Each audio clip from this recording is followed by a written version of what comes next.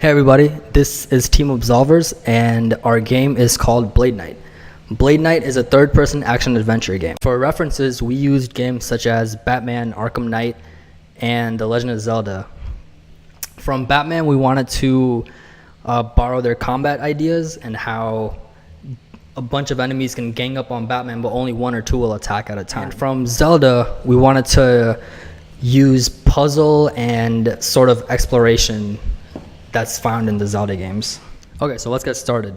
The way we're going to do this is we're going to start off with how we had the game initially during month 1 and then kind of work our way up to how we have it currently. This is the old menu that we had, the controls. At first we had mouse and keyboard, and then we later switched it on to a controller. So this is our very first level that we made. As you can see to the left, we have this little inventory system that we later on scrapped. At the beginning of our game development, we had 4 different weapons that the player could switch between: the bow, the daggers, the long sword, and then we had this great sword. And each weapon was going to have its own different attribute.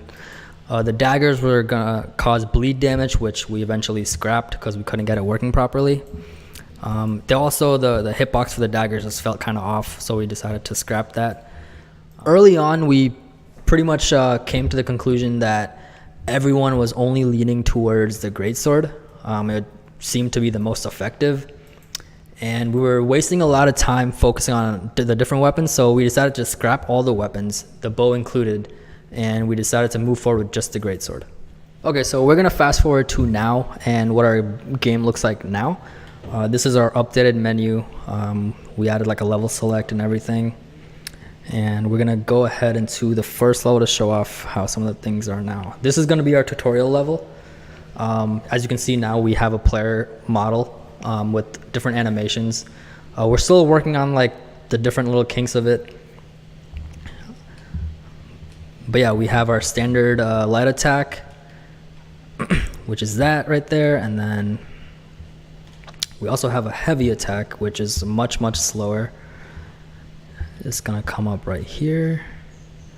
Yeah, there you go. That's really slow. But yeah, that's our heavy attack. And here's just another example of environmental hazards. Over here, the player just has to dodge these little cannonballs moving across the screen, as you can see right here.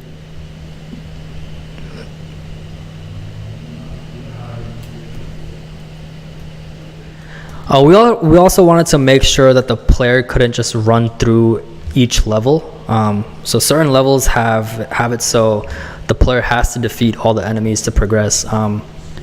Over here, for example, the player has to kill all these mummies. As you can see in the distance, there's a fog wall blocking the door.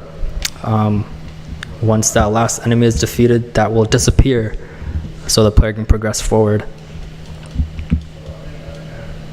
Yeah, like that. There you go. And now we have our boss, the dragon, which is pretty much the last boss of our game. It has different attack patterns. If you stay far away from it, it'll shoot these projectiles at you. If you time it right, you can actually reflect these back at it with the heavy. It's kind of hard to do.